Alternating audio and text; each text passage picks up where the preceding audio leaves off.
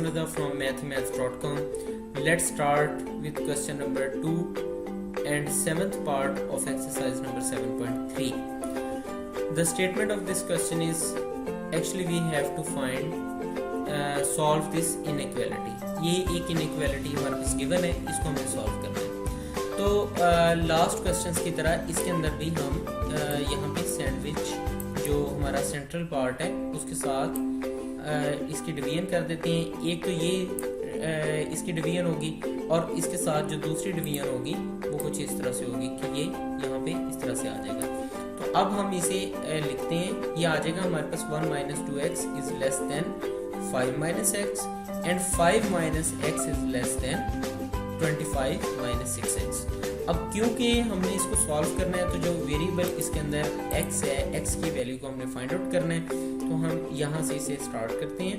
देखिए यहाँ पे होगा इस तरह से कि ये +1 है, इसको हम इनइक्वालिटी की दूसरी तरफ ले जाएंगे तो ये आ जाएगा हमारे पास 5 - 1 और ये यहाँ पे ये -x है, इसको इनइक्वालिटी की साइड पर लेके आएंगे तो ये +x आ जाएगा. तो ये -2x + x, ये हमारे पास -x आ गया. -x is less than 4. तो अब ये जो माइनस साइन है, ये माइनस को हम अगर 4 के साथ लगा दें यानी -1 को इस साइड पे लेके आए तो ये इनइक्वालिटी का साइन चेंज हो जाएगा. तो ये पहले -x लेस देन था, अब ये x इज ग्रेटर देन -4 आ गया. बिल्कुल इसी तरह से ये 5 - x is less than 25 - 6x. अब आप इस तरह से करें कि ये -6x को इस इनइक्वालिटी की साइड पर ले आए तो ये +6x आ जाएगा और यहाँ पे 25 और यहाँ पे ये +5 इसको इनइक्वालिटी की साइड पर ले जाएं तो ये -5 आ जाएगा. तो 25 - 5 इज इक्वल टू 20 आ गया. ये -x + 6x, ये हमारे पास 5x आ गया. अब तो हमारे पास 5x इज लेस देन 20. अब हमने यहाँ पे x की वैल्यू को फाइंड आउट करना है तो 5 इस इनइक्वालिटी की साइड पर आके डिवाइड हो जाएगा. तो ये हमारे पास आ जाएगा 20/5.